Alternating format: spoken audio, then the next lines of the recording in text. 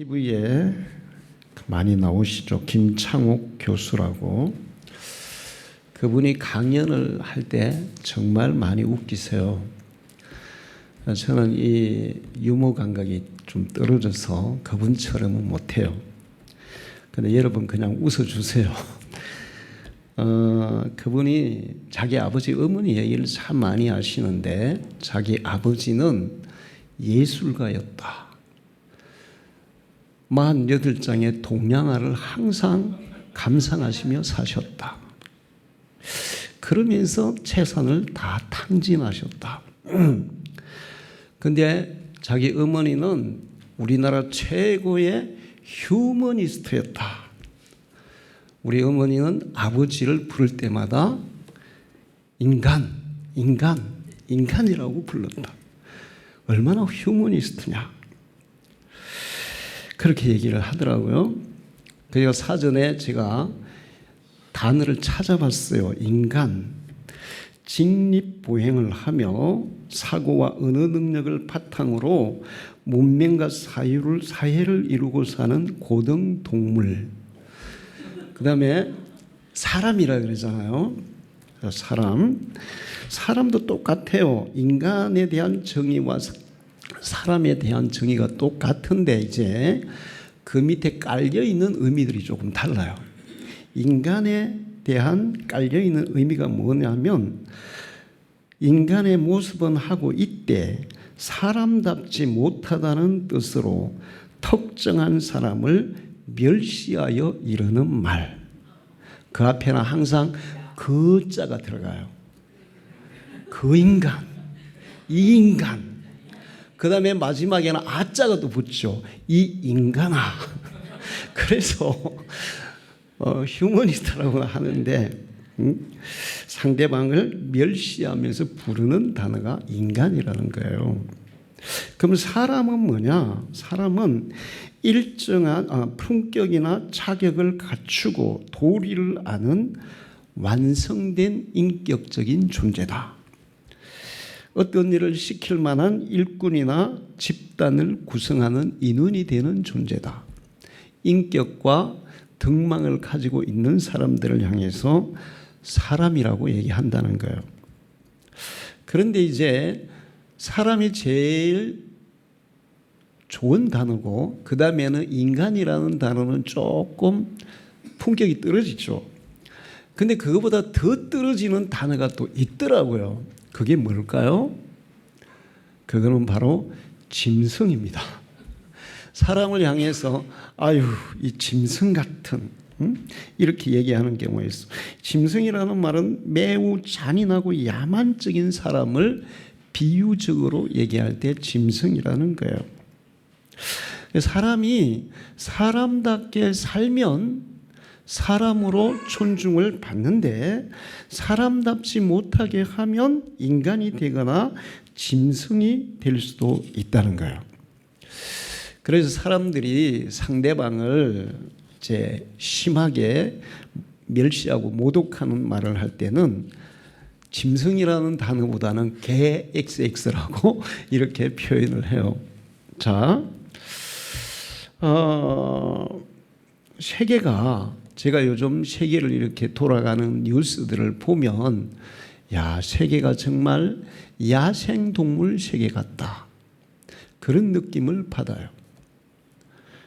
그러니까 세계에서 가장 강하고 가장 민주적인 미국이 힘든 어려운 나라들, 좀 더 약한 나라들의 등을 쳐서 세금으로 착취하고 그 다음에 돈 내어내라고 급박해가지고 착취하고 자기들도 미국에 가서 이민 가서 사는 사람들이면서 외국에서 온 사람들을 강제로 막 쫓아내고 추방하고 온갖 못된 짓은 지금 다 하고 있어요. 미국이 그러니 다른 나라는 어떻게 했어요? 러시아가 우크라이나를 쳐들어가서 계속해서 지금 많은 사람이 죽어가죠. 이스라엘과 하마스 전쟁에서 정말 그 나라가 초토화됐죠. 인정사정 없습니다. 그런데 우리가 여러분이 잘 알지 못하겠지만 전 세계에서 한 나라 안에서 전쟁을 하고 있는 나라가 수십 개국이에요. 아프리카의 거의 모든 나라들은 내전을 하고 있어요. 대표적인 나라가 수단이죠. 얼마 전에 나이지리아에서 보코하람이라는 회교 테러 단체가 있는데 사람들을 무차비 죽이고 뭐 몇백 명을 끌고 가고 그리고 돈을 요구하고 전 세계가 그래요. 우리나라는 어떠냐? 우리나라는 다른 나라에 비해서 가장 안전한 나라예요. 사실. 그리고 지금 뭐 좌우 막 그러면서 싸우고 있어도 그래도 굉장히 평화로운 나라입니다. 제가 라디오 방송을 듣는데 북한 주민에 대한 얘기를 하더라고요. 북한에서 올해 무슨 정책을 펼쳤냐면 보통 북한 주민들은 월급을 돈으로 안 주고 일반 생활용품, 뭐 식량이나 이런 걸로 줬어요. 그런데 이게 원활하게 공급이 안 되니까 북한에서 북한 돈을 안 쓰고 달러를 사용한다는 거예요.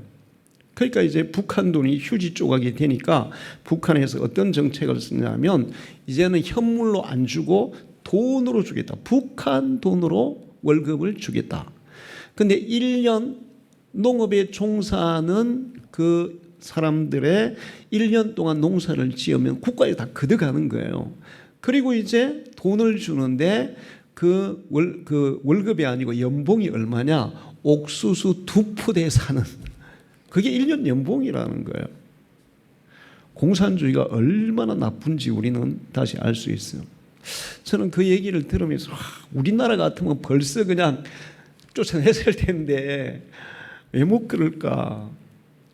그럴 수가 없더라고요.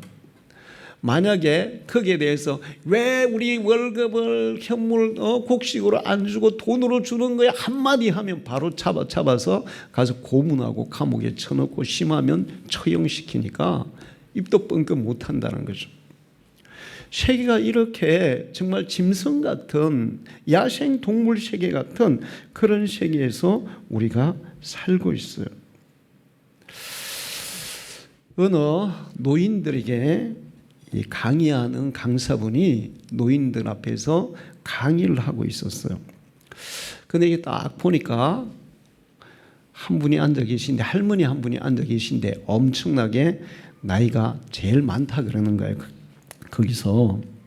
그래서 강사분이 할머니 어떻게 그렇게 장수하셨어요?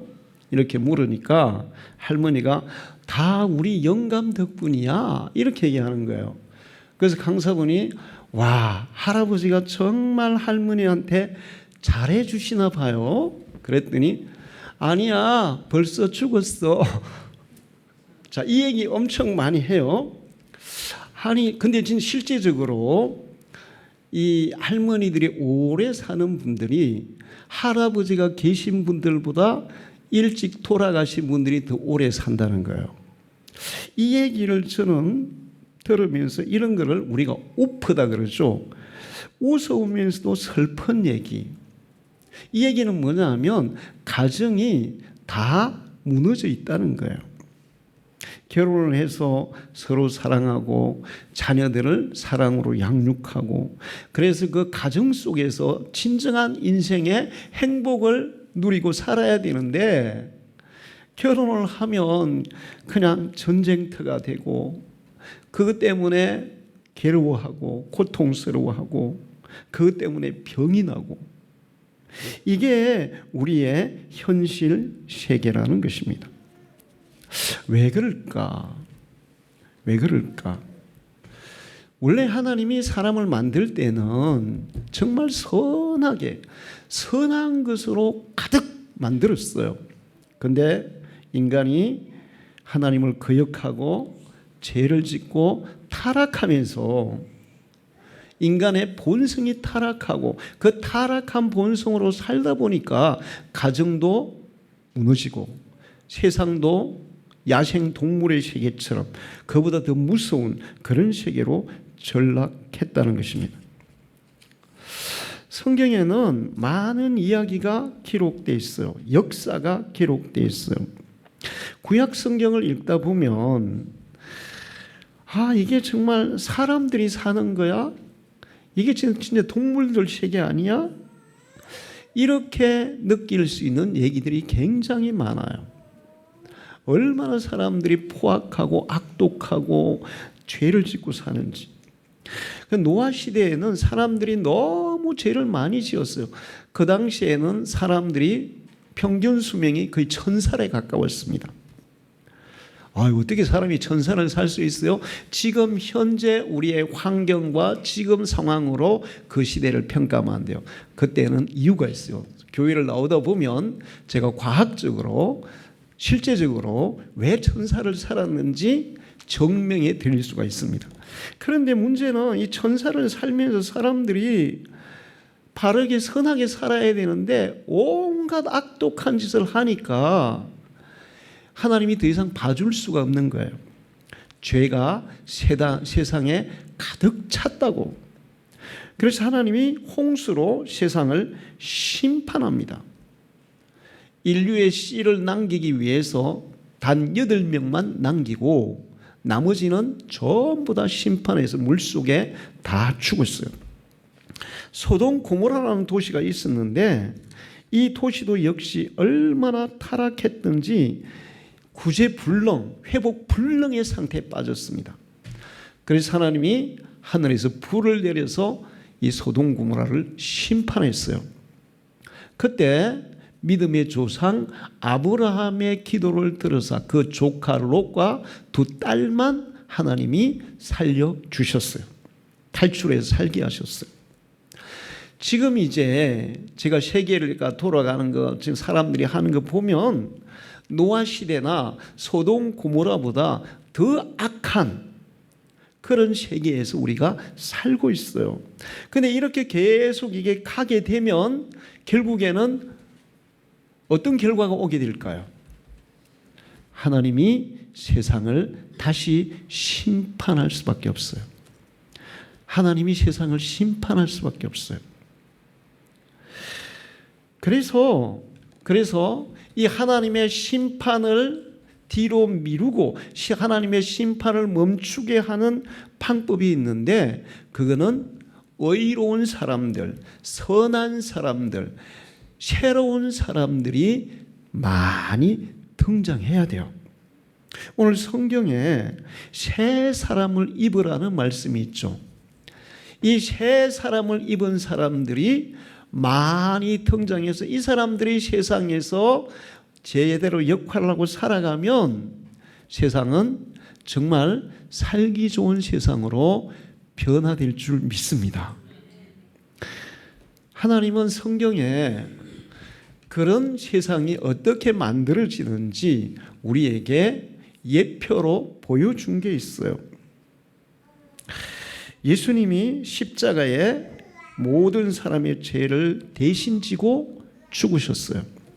하나님의 아들이 죽음으로 그를 믿는 자마다 죄를 사함받고 죄를 용서받고 천국에 들어갈 자격을 얻게 해 주셨습니다. 그런데 예수님이 죽어서 그걸로 끝났으면 우리가 우리 죄를 용서받아 어떻게 확인할 수 있습니까? 우리가 영생을 얻는다는 걸 어떻게 알 수 있나요? 그거를 하나님이 증명하기 위해서 예수님이 부활하셨어요. 부활하시고 이제 하늘나라로 다시 올라가시면서 제자들에게 얘기했어요. 내가 너에게 약속한 성령이 오실 때까지 같이 모여서 기도해라. 성령이 오면 너희는 변화를 받고 새 사람이 될 것이다.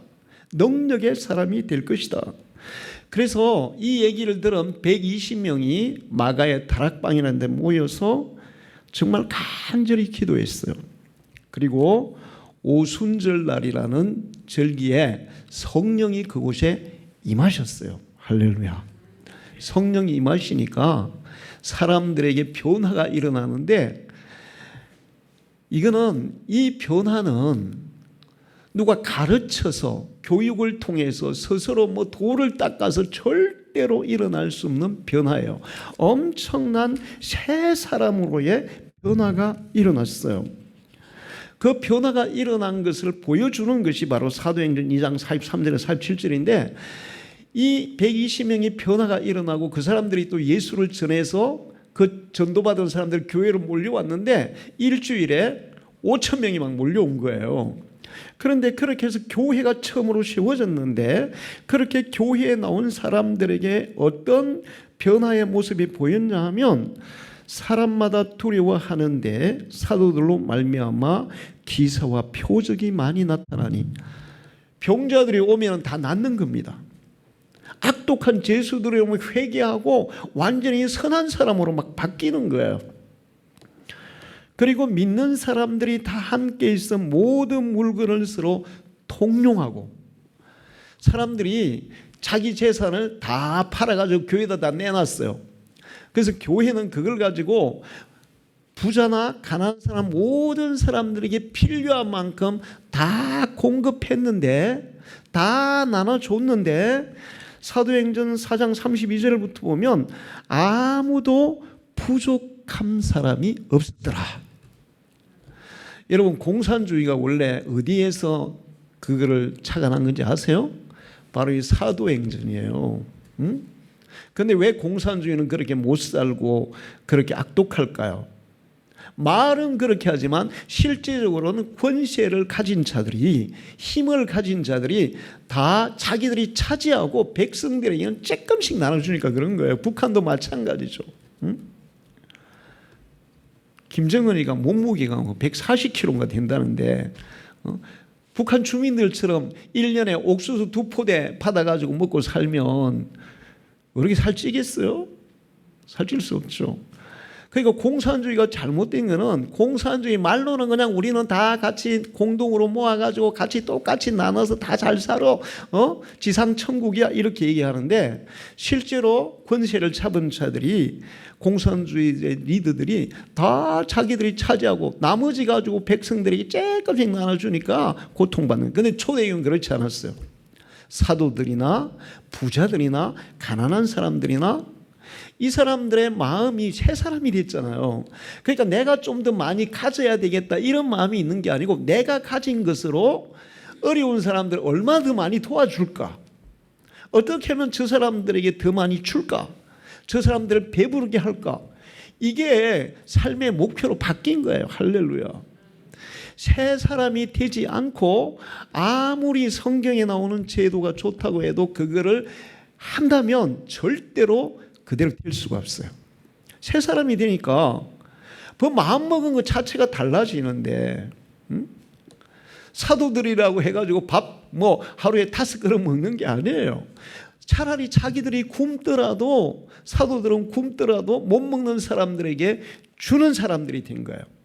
부자들도 자기 재산 다 내놓고 그거를 자기가 막 더 먹으려고 하는 게 아니라, 못 먹는 사람들에게 한 그릇이라도 더 주려고 하는, 그 주는 것을 기뻐하고 즐거워하는 그런 사람으로 바뀐 거예요. 할렐루야. 이게 새 사람입니다. 거기다가 재산의 소유를 팔아 각 사람의 필요를 따라 나눠주며 날마다 마음을 같이하여 성전에 모이기를 힘쓰고, 그냥 교회에 열심히 모였어요. 그러니까 주일날 예배 시간에 열심히 모여서 교회에서 기도하고 찬송하고 예배했어요. 예수 안 믿는 사람들은 그런 얘기합니다. 교회 다니는 사람들, 아니 세상 일도 바쁘고 힘든데 주일날 교회 가서 거의 하루 종일 있고, 또 그 다음에 수요일도 가고 금요일도 가고 막 또 새벽에도 가고 방주기는 저녁에까지 기도한다고, 도대체 왜 그렇게 교회를 많이 가냐고. 근데 교회 가는 시간이 정말 지겨워, 정말 힘들어, 왜 이거 해야 돼? 그러면 나올까요? 안 나와요. 목사가 아무리 얘기해 보세요, 안 나와요. 이 예루살렘 교회 성령 충만함 받은 사람들은 세상에 그 어떤 일을 하는 것보다 교회에 와서 하나님을 찬양하고 기도하고 예배 시간이 너무 행복한 거예요. 할렐루야. 여러분들 이 행복에 빠져봐야 돼요. 제가 예배를 이렇게 드리기 전에 좀 마음 상하는 일, 속상한 일, 기분 나쁜 일이 있잖아요. 근데 이제 속상하고 마음 상하고 기분 나쁘면 이제 기도하죠. 하나님, 제가 참 모자라는 놈입니다. 제 마음속에 이거 별것도 아닌데 이런 거 용납을 못하고 있어요. 하나님, 저희 좀 더 넓은 마음 주세요. 막 이렇게 기도해요. 그런데 그렇게 기도해도 하루 종일 기도해도 마음이 안 바뀌어요. 아니, 섭섭한 마음, 서운한 마음, 이런 마음이 안 바뀌는 거야. 그런데 신기하게 여기서 같이 예배를 딱 1시간 드리고 나잖아요. 그러면 내 마음속에 있던 게 내가 하나님 내 마음 바꿔주세요 안 해도 예배하는 중에 내 마음이 그냥 싹 녹아지고 씻어지고 새 마음이 들어요. 할렐루야. 이게 예배의 효과예요. 응? 자, 그렇게 해서 그러니까 막 열심히 예배 드려요. 그 다음에는 또 날마다 그 다음에 집에서 떡을 떼며 순전한 마음, 기쁨과 순전한 마음으로 음식을 먹고 그 가정도 서로 화목했다는 거예요. 화목한 가정을 이루고 하나님을 찬송하고 온 백성에게 칭송을 받으니 자, 이거 중요해요. 교회는 교회 안에서만 칭찬받는 사람이 되면 안 돼요. 교회는 교회 밖에서 세상 사람들에게 칭찬받는 교회, 세상 사람들에게 칭찬받는 성도가 되어야 될 줄 믿습니다. 우리가 이기적으로 하면 절대로 세상 사람이 칭찬하지 않습니다. 내 이익 챙기면 칭찬하지 않습니다. 사실 지난번에 우리 창립 기념주일에 초청장주 사촌 마을에 갔어요. 그랬더니 할머니들이 그냥 신발도 안 신고 쫓아나와가지고 아이고 목사님 오십니까? 아이고 그러면서 이제 창립 기념주일에 다 오셨잖아요. 다 오셨는데 그분들이 다 봉투를 가져와. 봉투 안 가져와도 되는데 봉투 다 가져오시고 한 분은 교회를 올라 했는데 아들이 전화가 와가지고 갑자기 집에 온다 해가지고 못 왔어. 그랬더니 봉투만 보낸 거야. 그래서 제가 이제 마치고 나서 우리 기념품 가지고 와서 고맙다고 이제 인사를 하러 갔더니 막 아이고 목사님 선물 안 줘도 돼요. 목사님하고 사모님 얼굴만 봐도 우리는 너무 좋아요. 제 자랑하려고 하는 얘기가 아니고 항상 저의 목표는 뭐냐면 교회 안에서도 칭찬을 받아야 되는 교회 안에서보다 교회 밖에서 칭찬받는 사람, 칭찬받는 교회가 되어야 될 줄 믿습니다. 그러려면 우리가 새 사람이 되어야 되는 거예요. 응? 새 사람으로 옷 입지 않으면, 새 사람으로 거듭나지 않으면 절대로 그것은 실천이 불가능한 것입니다. 하나님은 이런 새 사람들을 통해서 참 하나님의 백성들, 하나님의 교회를 세우시기를 원해요. 여러분이 그런 사람이 되시고 우리 방주교회가 그런 교회가 되기를 축원합니다. 이렇게 새 사람이 된 예들이 있어요. 성경에는. 성경은 하나님이 너 이거를 실천해라 이렇게 말씀하시고 끝나지 않아요.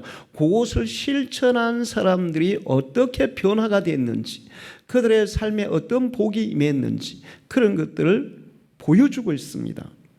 대표적인 사람이 누구냐면 삭개오라는 사람이에요.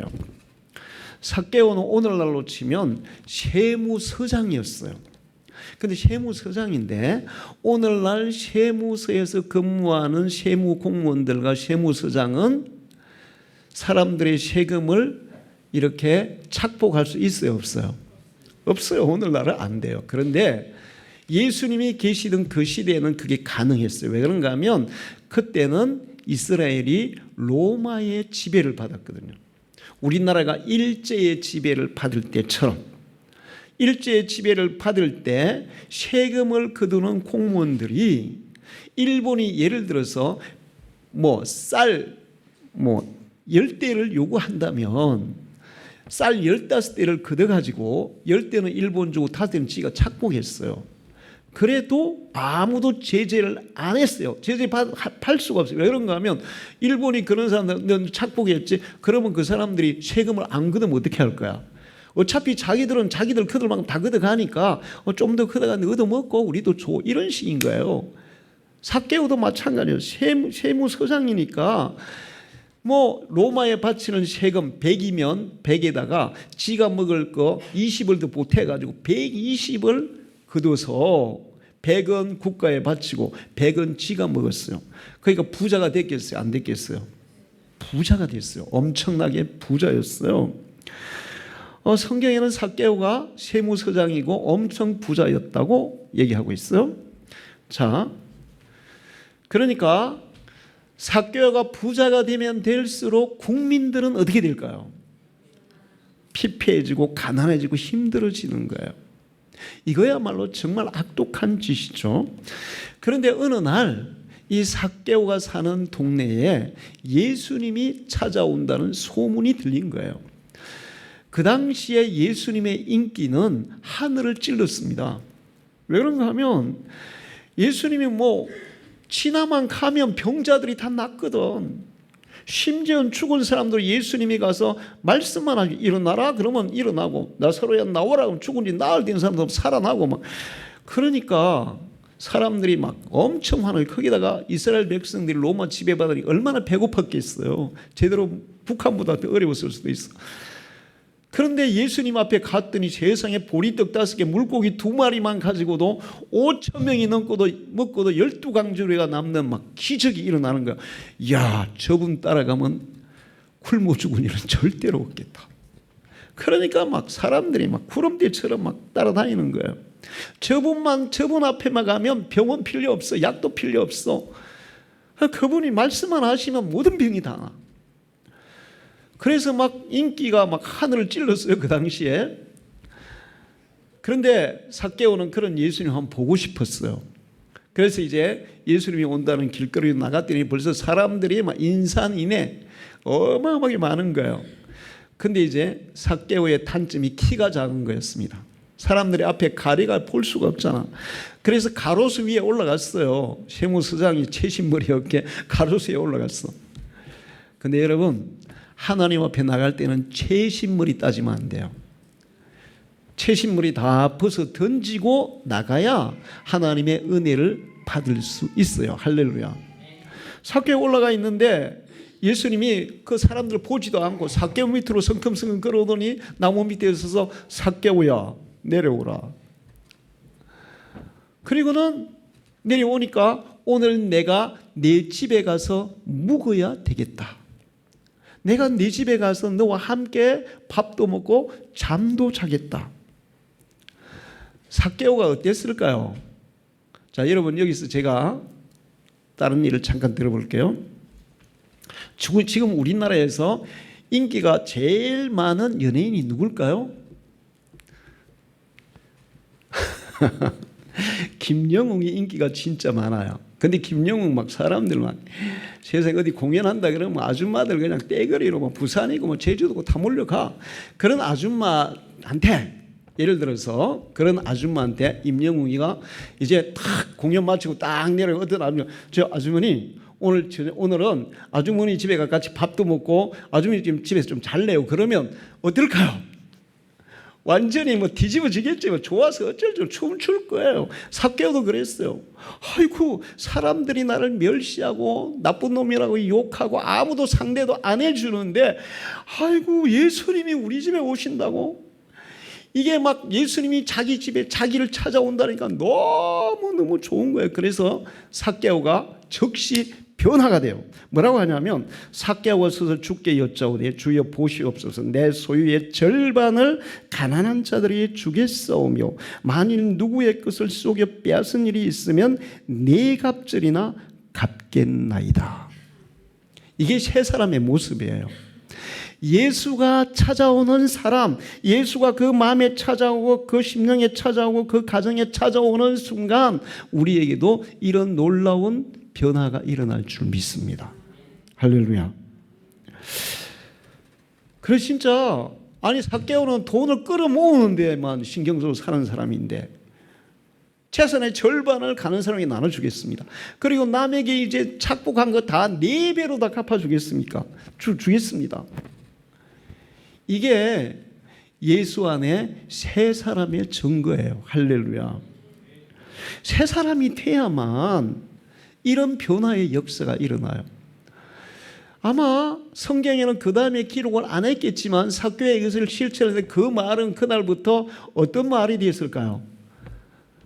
다 배고프지 않고 이제는 더 이상 삭개오에게 세금 이제 떼일 일도 없어. 그러면서 다 정말 행복한 사회가 됐지 않겠습니까? 이런 새 사람들이 많은 사회가, 많은 나라가 정말 살기 좋은 사회, 살기 좋은 나라가 될 줄 믿습니다. 또 한 사람이 있어요.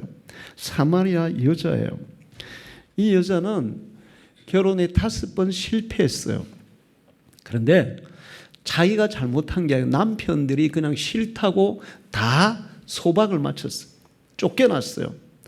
5번째 남편에게까지 쫓겨나고 6번째 남자하고 지금 겨우겨우 살고 있는 상태. 언제 쫓겨날지 몰라 불안한 상태예요.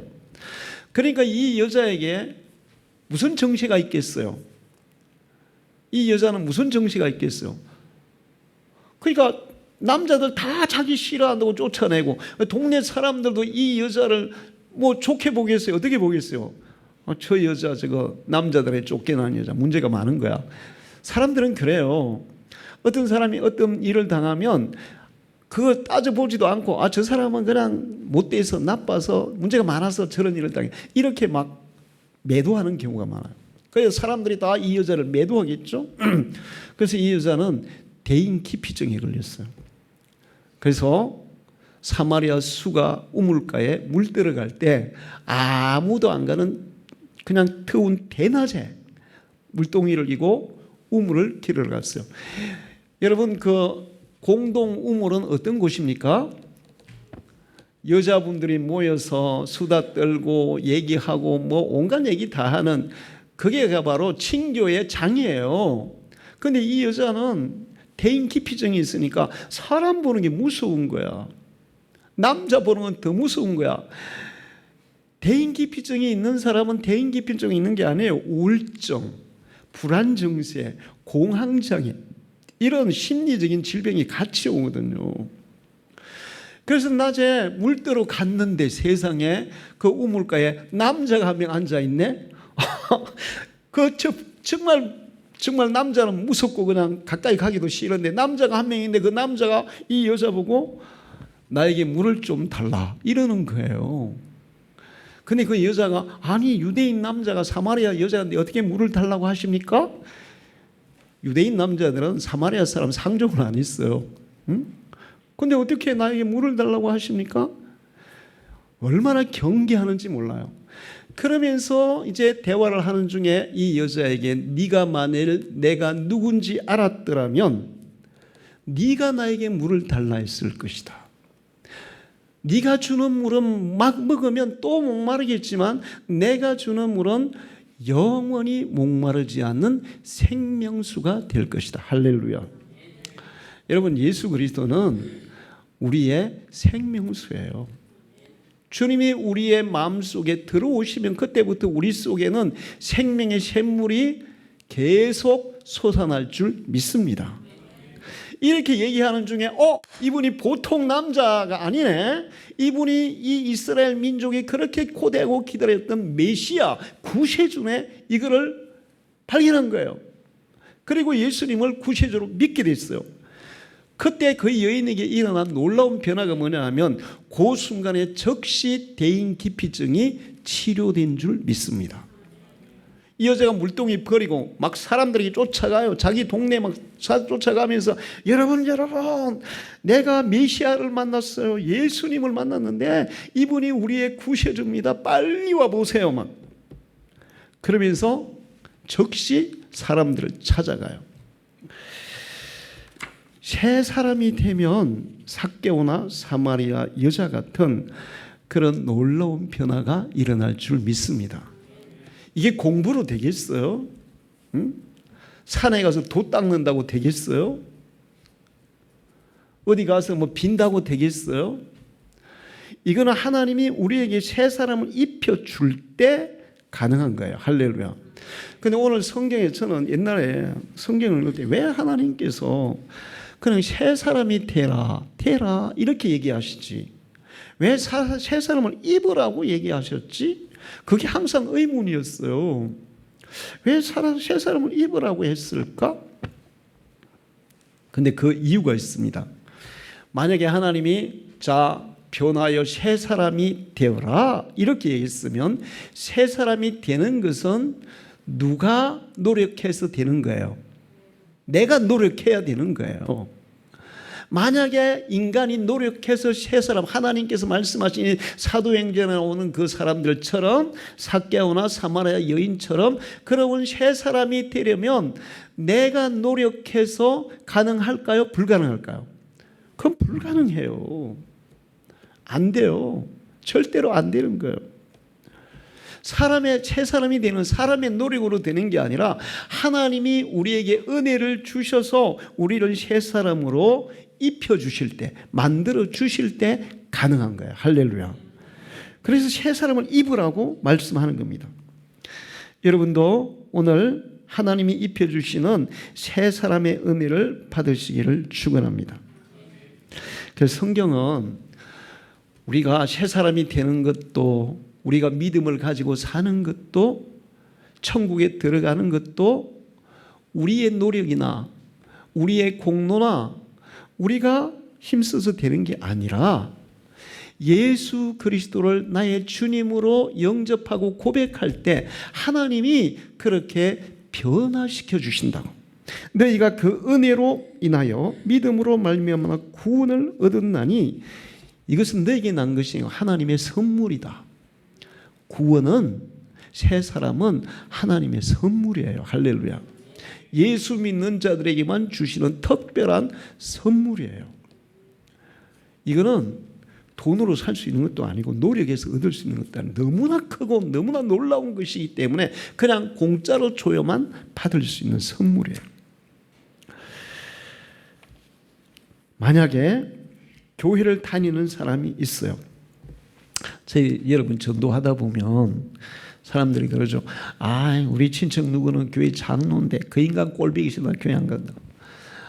우리 친구 누구는 교회 집사인데 그 인간 꼴보기 싫어 교회 못 간다고. 아니 도대체 교회 다니는 사람이 왜 그러냐고. 막 그런 사람들 많잖아요. 응? 많아요. 그럼 교회 사는 사람들 중에 그럼 다 그럴까요? 아닙니다. 우리 방주교회 성도 같은 분들도 있어요. 할렐루야.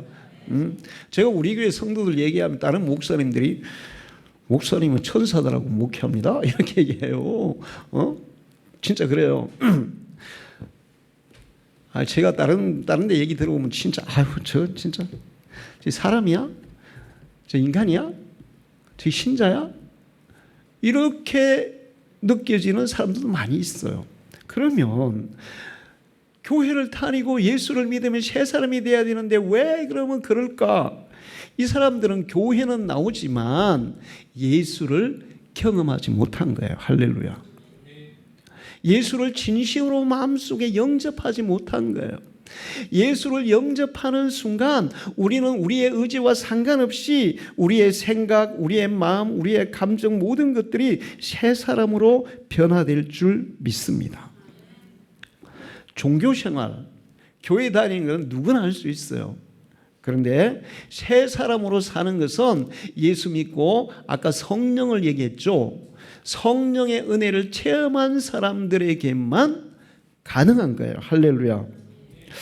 그런즉 누구든지 그리스도 예수 안에 있으면 새로운 피조물이라. 이런 것은 지나갔으니 보라 새 것이 되었도다.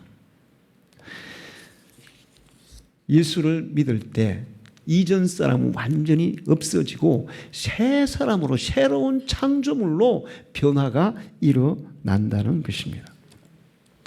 그 일을 하나님은 예수를 통해서 성령을 통해서 일으키세요. 예수 그리스도는 우리의 죄를 다 씻어주셨어요. 저를 믿는 자마다 예수 그리스도의 십자가가 나를 위한 희생이었다는 것을 마음속에 믿음으로 받아들이면 하나님은 우리의 죄를 사하시고 즉시 우리를 하나님의 자녀로 삼아 주십니다. 이거는 법적인 변화예요. 그러니까 일종의 한국 사람이 미국 국적을 따는 것 같아요. 요즘 몽골에서 한국에 배구로 온 아이가 하나 있는데 잉쿠 씨라는 애인데 키는 작은데 배구는 엄청 잘하더라고요. 근데 한국 국적을 따려는데 국적을 못 따고 있어. 한국 프로에 뛰어야 되는데 국적이 없으니 못 뛰어. 근데 국적을 따려면 한글을 알아야 되거든. 한글 자격 능력에 통과를 못한 거예요. 못 따요. 정말 우리나라 국적 따는 건 굉장히 어렵습니다. 그런데 미국 국적 따는 건 너무나 어렵죠. 그런데 우리가 예수를 믿는 순간에 하나님은 천국 국적을 우리에게 주신다는 거야. 할렐루야. 우리를 천국의 생명책의 호적부에 우리 이름을 올리고 너는 내 자녀야. 그날부터 자녀로 삼아주세요. 그래서 우리의 신분이 바뀌는 거예요. 위치가 바뀌는 거예요. 그런데 우리의 내면이 어떻게 바뀌냐? 성령이 우리 속에 임하실 때 우리의 내면의 변화가 일어난 줄 믿습니다. 성령은 실제적으로 우리의 마음을 바꾸나요. 제가 처음에 교회에 갔고 한 달 만에 정말 하나님 나 살려달라고 죽을 고통해서 교회를 갔어요. 그래서 매일 교회 갔어요. 그냥 고등학교 2학년 때, 고등학교 3학년 될 때인데 이제 처음에는 이제 예수 믿고 천국 가려고 갔는데 막상 교회 가보니까 더 살고 싶더라고요. 그래서 하나님 나 좀 살려주세요. 한 달 동안 매일 교회를 갔는데 마지막 한 달째 되는 날 제가 처음으로 새벽 예배를 갔어요. 그날 목사님 설교를 듣고 기도하는데 성령이 저에게 임하셨어요. 할렐루야. 근데 첫 번째 증거가 뭐였느냐? 내가 정말 죄인이었습니다. 하나님 이 나 같은 죄인을 하나님의 자녀로 삼아주시다니, 나 같은 죄인을 용서하시고 받아주시다니, 그 내 죄와 하나님의 은혜가 너무 감격스러워서 그날 아침 내내 막 눈물 콧물 막 정신이 쏟고 울었어요. 그리고 나서 정말 내 심령에 변화가 일어나더라고요. 할렐루야. 우리 누나가 여기 있는데 제가 교회 다니는 한 10개월 됐을 때 누나가 사고가 났어요. 그 삼촌이 숙모가 전화가 온 거야. 너 누나 사고 났는데 니 왜 교회만 있냐는 거야. 그래서 제가 우리 누나가 나 그 학교 보낸다고 진짜 농사 짓고 다 해가지고 학교 보내는데 우리 누나 죽으면 안 된다고 막 그러면서 이제 차를 타고 진주에서 그 창으로 가서 버스 타고 갔어요. 가면 제가 계속 기도했어요. 하나님 살려주세요. 우리 누나 절대로 죽으면 안 돼요. 살려주세요. 막 기도했어요. 그리고는 이제 제가 아침도 굶고 점심도 굶고 저녁도 굶고 금식하면서 기도해서 살려달라고 그랬는데 살아나고 올 여기 왔네요. 할렐루야. 자, 하나님의 성령이 임하실 때 우리의 내면에, 우리의 영혼에 실제적인 변화가 일어나는 줄로 믿습니다. 이렇게 변화받은 사람이 새 사람이고, 이런 새 사람들은 새로운 마음으로 살아가요. 인생에 대한 의미가 달라져요. 삶에 대한 목표도 달라져요. 인생에 대한 가치도 달라져요. 그리고 보지 못하는 이 육신으로 볼 수 없는 영적인 세계, 하나님의 세계, 영원한 천국을 보는 눈이 열립니다. 할렐루야. 새 사람이 되지 않으면 육신의 눈으로 절대로 천국 볼 수 없어요. 사람들은 뭐 천국이 아무 어디 영적인 눈이 열리면 이 눈으로 보는 것보다 더 확실하게 천국을 보게 될 줄 믿습니다. 할렐루야. 응? 제가 죽었다 깨어날 때 얘기했잖아요. 하나님 살려주셔서 고마워요. 감사해요. 그런데 바로 풀려갔었으면 더 좋았을 뻔했습니다. 저는 그때 차라리 죽는 게 천국 가는 게 더 좋겠더라고요. 응? 근데 천국에 대한 분명한 것을 제가 확실하게 몰랐다면, 경험하지 못했다면 그렇게 기도를 할 수 있겠어요? 없겠어요? 못하죠. 응? 새 사람은 천국을 보는 눈이 열려요. 그래야만 천국을 볼 수 있어요. 여러분이 그렇게 되기를 축원합니다. 자, 우리는 옛사람 헌옷을 벗어서 던지고 새 사람 하나님이 입혀주시는 예수로 말미암아 성령으로 말미암아 거듭난 하나님의 백성의 새 사람의 옷을 입고 살아가기를 축원합니다. 그래야 여러분이 인생의 진정한 행복과 진정한 만족과 인생의 진정한 의미와 가치와 확실한 목적을 가지고 살아갈 수 있어요. 그리고 이 땅을 떠날 때 영원한 천국에 들어가게 될 줄 믿습니다.